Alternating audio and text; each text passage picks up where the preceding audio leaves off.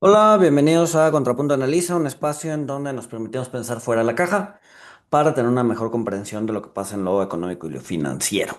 Y hoy, dado que estamos a la mitad del año, creo que vale la pena hacer un recuento.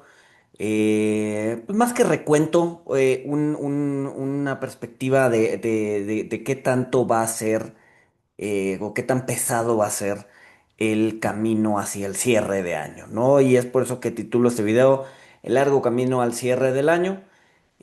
Vamos a ver que pues, más que de bajada este cierre de año va a ser un poco más de lo mismo. Tenemos ahí algunos riesgos bien interesantes, unos riesgos que podrían concretarse y cosas que van a seguir sucediendo que va a hacer que el resto del año definitivamente no se sienta de bajada, sino todo lo contrario.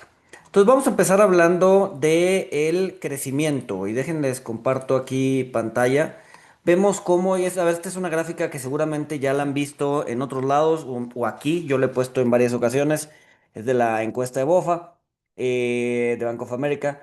Y lo que vemos es qué esperan los analistas de mercado respecto al crecimiento en Estados Unidos. Si esperan un hard landing, un soft landing o un no landing, es decir, una caída importante en la economía, una caída, pues más bien una desaceleración, o bien que la economía continúe de manera como solía estar, ¿no? Es decir, sin desacelerarse.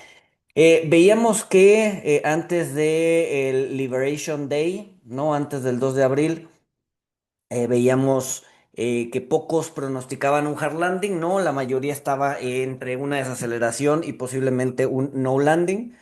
Sin embargo, eso cambió y lo que tenemos aquí después de Liberation Day es una expectativa de caída importante. No, esto conforme ha ido cambiando las diferentes posturas de Trump al comercio internacional, vemos que pues, eso se ha ido minorando y el hard landing ya no es el escenario base pero sí una desaceleración, ¿no? Entonces vamos a ver que estas expectativas de crecimiento van a ir cambiando de manera importante a lo largo del segundo semestre. Vimos a un primer trimestre en Estados Unidos con un crecimiento negativo, muy contaminado por un exceso de importaciones. Sin embargo, eso para el segundo trimestre ya va a haber cambiado, ya no hay un exceso de importaciones, sino todo lo contrario. De hecho, se espera que el segundo trimestre la economía crezca en Estados Unidos de 3,5 o 4%, un rebote bien importante respecto al primer trimestre. Y en ese sentido, pues vamos a estar viendo un cambio, un estira y afloje en las expectativas de crecimiento. Y es altamente probable que el año termine, por lo menos desde mi perspectiva, en Estados Unidos, en un crecimiento entre el 2 y el 2,5%. Es decir, suena bastante más a este escenario, un escenario de no landing, ¿no? Es decir, un crecimiento normal o incluso una pequeña desaceleración, pero nada más. El caso de México es distinto, ¿no? El caso de México probablemente sí veamos una recesión ligera, una recesión leve, una recesión poco profunda que se va a terminar recuperando para 2026, ¿no? Sin embargo, aquí en México sí vemos o sí veo una desaceleración, más que una desaceleración, una contracción económica o un crecimiento económico cercano al cero, ¿no? Entonces, del lado del crecimiento, pues todavía tenemos bastante incertidumbre de qué es lo que va a pasar. Vamos a ver números muy volátiles y eso seguramente va a hacer un cambio va a generar un cambio en las expectativas también muy volátil, ¿no? Entonces, crecimiento también va a ser volátil. Luego, el tema de inflación es bien interesante, ¿no? La semana pasada salió Powell en si no me equivoco, fue su comparecencia semestral frente al Congreso, a decir, no, a ver, no vamos a bajar tasas eh, como algunos, o como algunos gobernadores están diciéndolo. No hay espacio, ¿no? La verdad es que los efectos de los aranceles van a tardan entre 3 y 6 meses en verse. lo que quiere decir que julio, agosto, septiembre vamos a estar viendo realmente el verdadero impacto de los aranceles. Y en ese sentido, pues sí esperamos una aceleración en la inflación. Eso es lo que dijo Powell en esta comparecencia. Si volteamos a ver qué es lo que ha pasado con la inflación de bienes, podemos ver que hay una tendencia claramente al alza. ¿Qué es lo que estamos viendo aquí? Creo que ya les había platicado esta página en algún otro comentario, pero si no, se las vuelvo a mostrar. Es una página que se llama Trueflation, que lo que hace es que mide el cambio de precios diario de bienes disponibles en Internet, ¿no? Por ejemplo, esta página va y se mete a la página de Walmart y a la página de Target y a la página de algunos otros minoristas en Estados Unidos y ve cómo se han movido el precio del jitomate, ¿no? Que además es disponible porque lo puedes pedir en línea. Y en ese sentido, pues va calculando cambios de precios diarios.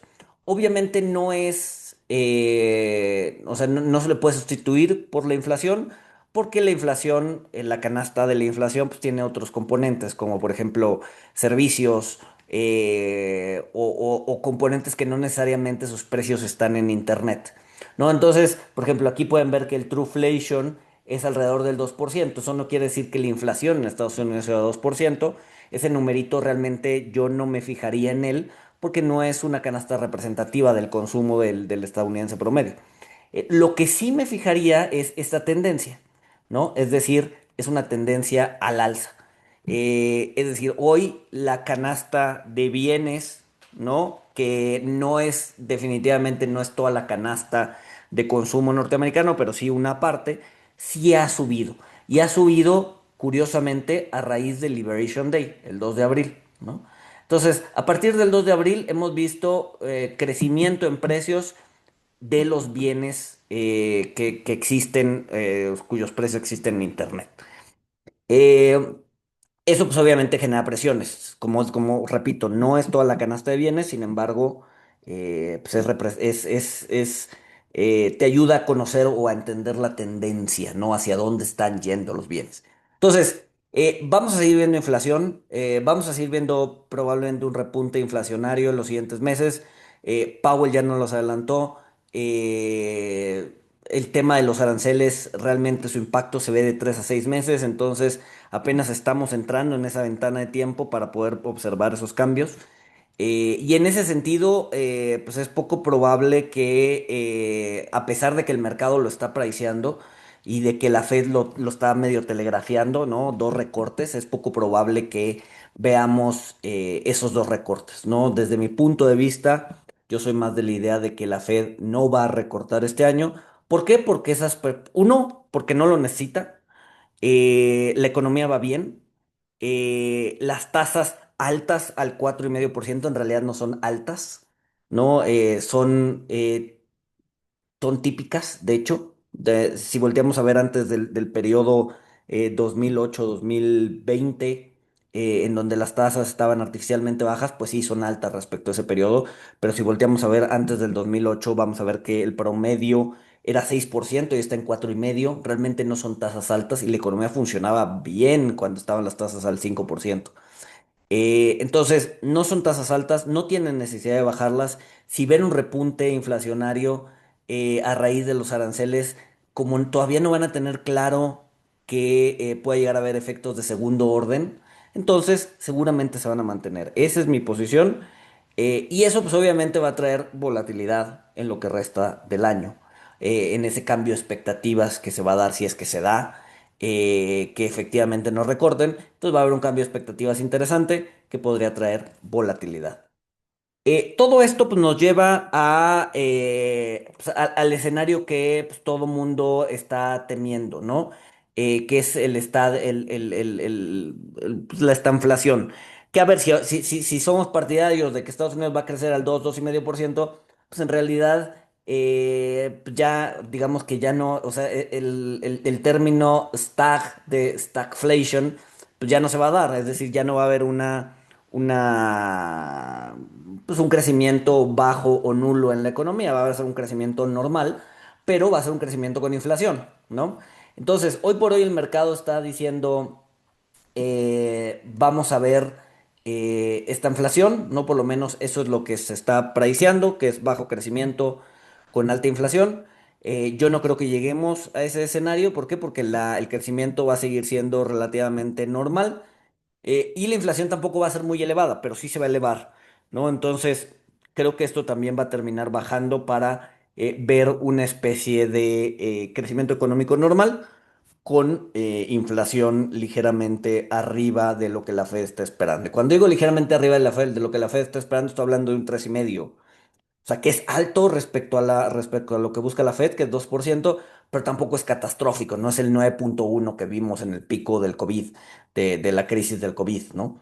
Entonces, bueno, esto va a hacer cambio de expectativas, ¿no? Y por último tenemos obviamente pues, el elefante en el cuarto, que es pues, obviamente la guerra comercial, que va a continuar, que va a seguir siendo disruptivo, ¿no? Que Trump no ha tenido tantos avances o no ha avanzado tan rápido respecto a las negociaciones que ha querido hacer, y eso pues ha permanecido o ha hecho que pues, se permanezca con altos niveles de incertidumbre.